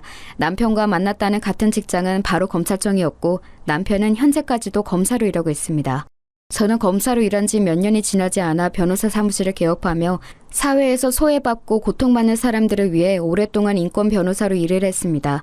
바로 저희 시어머니와 같은 분들을 위해서요. 제가 편견질 시어머니와 시댁에 대해 좋은 마음을 가질 수 있었던 것은 저의 이런 직업적 배경도 영향이 있었던 것 같습니다. 세상에는 겉으로 보기에 초라해 보이고 소외되어 있지만 알고 보면 세상의 가치로 환산할 수 없는 정말 귀한 존재들이 많이 있거든요. 저는 순박하고 청렴한 남편을 통해 그리고 천사 같은 시부모님들을 통해 그것을 보았기 때문에 이 가족의 일원으로 흔쾌히 들어갈 결심을 할 수 있었던 것입니다. 그렇게 인권 변호사 일을 천직으로 생각하고 열심히 일하며 살아가고 있을 어느 때쯤 한 정당으로부터 입당 제의를 받게 되었습니다. 지금 제가 하는 인권 변호사 일은 소외받는 한 사람 한 사람에게 물고기를 잡아줄 수는 있지만 제가 국회로 진출해 좋은 법안들을 만들기 시작하면 그 소외받는 한 사람 한 사람이 스스로 물고기를 잡을 사회적 기반을 마련하는 일이라는 것이 저를 캐스팅한 의원님의 의견이었습니다. 저는 그 말에 크게 감복하여 국회로의 진출을 결심했고 한 번 낙선의 고배를 마신 뒤에 다시 도전하여 국회에 입성했습니다. 그 이후로도 제 정치적 노선은 고통받고 소외받는 계층들을 향했습니다. 시어머니에 대한 마음이 애틋해지면 애틋해질수록 더욱더 그것이 제 길이라 여겼죠. 그런 제 방향이 당내에서와 지역구에서 지지를 받아 당내에서의 제 입지가 꽤 괜찮은 편이었습니다. 중앙정계에 진출할 만큼의 영향력은 아직 없었고 아직 저를 못 알아보시는 시민 여러분들도 꽤 계시지만 마음만 먹으면 지역구에서 꽤 영향력을 행사할 수 있는 정도는 되는 것 같습니다. 그렇기에 유수의 기업 대표나 사모님들은 저를 통해 정치권에 줄을 대려고 알게 모르게 한번 만나자는 연락을 많이 했었습니다. 하지만 저는 그런 것은 딱 질색이라 다 거절하고 오로지 제 사명만을 바라보며 달려왔습니다. 그렇게 제 사명에 열심히 매진하고 있을 무렵 한 기업의 회장이 펼치는 기업 정책이 제 지역구의 소외계층에게 커다란 피해를 입히고 있다는 소식을 접하게 되었고 그 기업에 대한 비난 여론이 점점 거세지고 있었던 찰나였습니다. 그런데 그 기업의 회장이 누구인지 아세요? 바로 이 현숙 아줌마의 남편이었던 것입니다. 제가 눈여겨보고 있던 기업의 회장과 저희 시어머니에게 크나큰 상처를 주었던 현숙 아줌마의 연결고리를 처음 알게 되었을 때 제가 얼마나 놀랐을지 상상이 가세요? 그래서 저는 조금도 지체 없이 현숙 아줌마를 만나자고 한 것이었습니다. 네? 그게 무슨 말씀이세요? 우리 바깥 양반 일로 보자고 하신 거 아니었어요? 네, 물론 그런 것도 없잖아 있지요. 하지만 저는 오늘 소외받는 한 가정의 가족으로서 이 사회의 정의를 실현할 의무가 있는 한 시민으로서 이 자리에 온 것입니다. 아니, 계속 알 수 없는 말씀만 늘어놓으시네. 나도 시간 없으니 본론만 빨리 말씀하시고 끝내요. 나 만나자는 국회의원이 한둘인 줄 알아요? 좋은 일로 보자고 하시는 줄 알았더니 사람 짜증나게 하시네. 저는 사모님께서 그렇게 무시하고 멸시하시던 임정혜님의 며느리입니다. 오늘은 저희 시어머니에게 지난 동창회에서 심한 모욕감을 주신 것에 대해 사과를 받으러 왔습니다. 아니, 지난 동창회에서뿐만 아니라 평생에 걸쳐 장애인이라고 저희 시어머니를 업신여겼던 것 정식으로 사과하세요. 뭐야? 아이고 참나, 난 또 뭐라고. 이봐요 의원 양반. 그래, 내가 그쪽 시애민을 동창이요. 그게 뭐? 친구도 없이 매번 놀리만 당하던 장애인이랑 내가 친구해준 건데 상을 받았으면 상을 받아야지. 사과는 무슨 얼어 죽을 놈의 사과. 한 번도 이길 수 없었던 수학 성적. 저희 시어머니에게 접근해 그것을 어떻게든 비정상적인 방법으로 뒤집어 보려고 하셨던 거겠지요. 정말 추잡하기 이를 데 없습니다. 저희 집안 그렇게 무시하실 만큼 가난하지 않아요. 시어머니가 워낙 소탈하고 순박하셔서 평범하게 다니시는 거라고요. 기업가에서 오래 사셨다고 하더니 겉모양으로만 사람 판단하는 눈만 생기셨나 봅니다. 하나 더 말씀드릴까요? 사모님은 지금도 수학으로 붙어도 저희 시어머니 절대 못 이기세요. 뭐야? 야, 너 진짜 죽고 싶어? 우리 집안이 어느 집안인 줄 알고 지금 눈 시퍼렇게 두고 대들어? 우리 바깥 양반 있긴 한 번이면 너 같은 초짜 의원 모가지 날리는 건 일도 아니야. 알아? 그 모가지 저 대신 그 위대한 바깥 걸로 대신 날리면 어떨까요? 뭐가 어째? 저에 대해 이미 알고 계셨다면 저희 남편에 대해서도 들으셨겠죠. 이미 중앙수사부에서는 사모님 남편분의 비리 의혹에 대해 많은 증거들을 확보해 놓은 상태입니다. 아무리 돈에만 눈이 멀었어도 소외계층 배를 째가면서까지 벌진 마셨어야죠. 지금 제 지역구와 남편을 잘못 건드리신 겁니다. 애초에 사과는 안 하실 것 같아서 기대도 안 하고 왔는데 설마 일만이라도 저희 시어머니와 저희 가족에게 사과하시는 태도를 보이시면 정상 참작이라도 하려고 했는데 그런 마음을 가진 게 후회되네요. 네, 제가 찾은 이 기업과 시어머니 동상과의 연결고리로 인해 상황은 저희 가족에게 매우 유리한 상황이 되었습니다.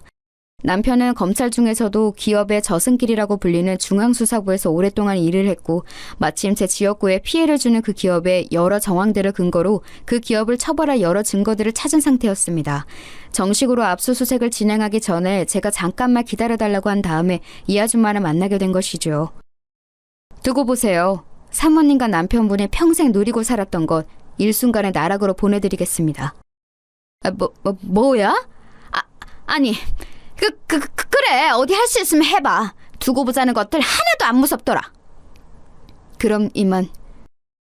그 일이 지나지 않아 해당 기업에 대해 압수수색 영장이 발부가 되었고 현숙 아줌마의 남편은 구속이 되었습니다. 들리는 이야기로는 현숙 아줌마는 충격을 받아 중풍으로 쓰러졌다고 하네요. 문자 그대로 뒷목 잡고 쓰러져 버린 것입니다. 저는 이 모든 일이 끝난 후에 시어머니에게 지난 일의 자초지종을 설명드렸습니다. 그런데 기뻐하실 줄 알았던 어머님에게서 의외의 반응이 나왔습니다. 현숙이 아프다. 현숙이 병문안 가야 한다.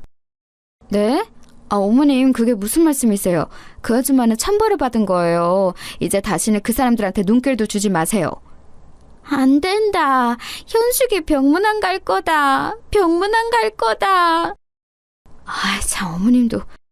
가선 안 된다는 그 병문안을 굳고 말렸지만 시어머니는 요지부동이었습니다. 할 수 없이 저와 제 보좌관이 함께 동행한 가운데 현숙 아줌마가 누워있는 병동으로 병문안을 갔습니다. 현숙 아줌마는 간신히 거동만 겨우 하고 천천히 말을 할 정도만 되었습니다. 저를 맞이한 현숙 아줌마는 힘없이 천천히 제게 원망을 늘어놓았습니다. 의원 양반, 그래, 속 시원하시오? 이제 그쪽 CM이랑 나를 조롱이라도 하려고 오셨소? 마음대로 하시오. 그런 말씀 마세요. 그래도 친구라고 저희 시어머니가 사모님 꼭 병문안 오겠다고 쫄라서 겨우 온 거예요. 현숙아, 내 친구 현숙아. 현숙이 아프다. 현숙이 아프다. 야, 이 바보 같은 기집애야. 아직도 모르겠어? 나 너랑 친구 아니야. 한 번도 그렇게 생각해 본 적이 없어. 내 성적 때문에 너 이용한 거라고. 그러니까 그만 돌아가. 아니다. 현숙이 그래도 내 친구다. 나랑 고등학교 때 친구해줬다. 수학 공부도 같이 해줬다. 정말 끝까지 나를 나쁜 사람으로 만드는구나. 너 이용만 해먹은 내가 무슨 친구라고. 현숙 아줌마는 계속 모질게 굴다가도 천사 같은 시어머니가 끝까지 친구라고 하며 걱정하는 모습을 보이자 끝내 눈물을 보였습니다. 그것이 참회의 눈물인지 창피해서 흘리는 눈물인지는 알 수 없었지만 마지막 돌아서는 저희들을 향해 현숙 아줌마는 힘겹게 한마디를 내뱉었습니다. 정혜야, 미안하다. 그렇게 눈물바다가 된 병동을 나서서 집으로 돌아오는 내내 시어머니는 눈물을 감추지 못하셨습니다. 저는 시어머니께 질문했습니다. 어머님은 서운하지 않으세요?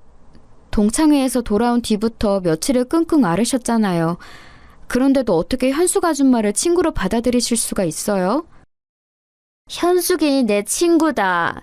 사실은 착한 사람이다. 착한 사람인데 수학만 조금 못해서 그랬다. 내 잘못이다. 현숙이 원래 착한 사람이다. 저는 시어머니가 그렇게 흐느끼는 모습을 보면서 다시 한번 가슴이 미어졌습니다. 원래 한없이 착하고 또 착한 사람은 바로 시어머니니까요. 아이에게 가짜로 들려준 세상에 많은 사랑을 전하라는 명령을 받고 온 하늘나라 공주님이 진짜 이야기인 것만 같았습니다. 세상에 이렇게 착한 사람이 또 있을까요? 저는 그렇게 시어머니를 부둥켜 안고 한참을 같이 울었습니다. 그 이후 시간이 꽤 흘러 현숙 아줌마 남편의 최종 선고일이 되었습니다. 재판 결과 아줌마의 남편은 무거운 징역형을 받게 되었습니다. 이미 모든 것을 포기한 아줌마는 순순히 재판 결과를 받아들였다고 하네요. 가끔은 제가 시어머니를 위해 벌인 이 복수극이 잘한 짓인가 싶을 때도 있습니다. 막상 시어머니가 바랬던 것도 아니었고 그날 이후로 계속 쓰러진 현숙 아줌마만 걱정하는 시어머니의 모습을 보는 것도 괴로웠으니까요. 하지만 적어도 그 기업의 잘못된 행동은 바로잡는 게 맞았다고 봅니다. 현숙 아줌마도 거동을 좀 할 수 있게 된 뒤로부터는 틈만 나면 산속 깊은 절에 가서 불공을 드린다고 하네요. 부디 바라옵기는 자신과 남편의 지난 과거를 깊이 참회하는 시간을 가지는 거였으면 좋겠습니다.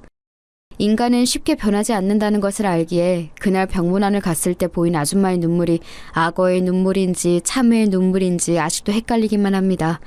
그래도 양심이 있었는지 재판이 진행되는 과정은 시어머니나 저희 남편에게 일절 따로 연락을 하지 않았습니다. 그러고 보면 진짜 반성을 하고 있는 게 맞는 것 같기도 해서 일면 안심이 되기도 합니다. 그래도 분명한 것은 현숙 아줌마는 평생에 자기만 생각해주는 저희 시어머니 같은 친구 한 명 얻었다는 것입니다. 아줌마의 남편이 구속되고 기업 이미지가 나락으로 치닫으니까 그동안 주변에 항상 북적였던 부잣집 사모님들이 싹 다 연락을 끊더래요. 남편을 구제해보고자 백방으로 법조인들이며 기업가 집안 사람들을 찾아다녔지만 전부 외면하더랍니다. 아마 아줌마는 그때 깨달았겠지요. 자기가 인생을 잘못 살았다는 것을요. 그리고 또 한 가지 깨달았을 겁니다. 이렇게 힘들 때 곁에 있을 친구 하나 없이 모두 자신을 떠나갔지만 정혜만은 내가 무슨 일이 생겨도 곁에 있을 거라는 것을요. 여러분은 인생을 살면서 저희 시어머니 같은 천사를 만나보신 적이 있나요? 있다면 그것은 여러분이 하늘님의 축복을 받은 사람들이란 증거입니다. 먼 훗날 시어머니가 하늘님 곁으로 돌아가실 때 여러분이 받았던 사랑이 또 씨앗이 되어 여러분의 주변에 한없이 끊임없이 퍼져 있을 것을 믿어 의심치 않습니다. 그리고 여담입니다만 시어머니 얘기하느라 미처 다 얘기하지 못한 시아버지 이야기를 다음번에는 꼭 한번 하고 싶네요. 이 시아버지 이야기도 정말 영화 한 편 쓸 수 있을 정도로 재미있거든요. 그것은 아쉽지만 다음 기회로 미루어야 할 것 같습니다. 오늘은 할머니를 무척 사랑하는 손주들이 할머니와 함께 바닷가를 놀러 가기로 한 날이거든요. 그래서 제 사연은 여기서 마무리해야겠네요. 그럼 모두 서로가 사랑하는 하루 보내세요.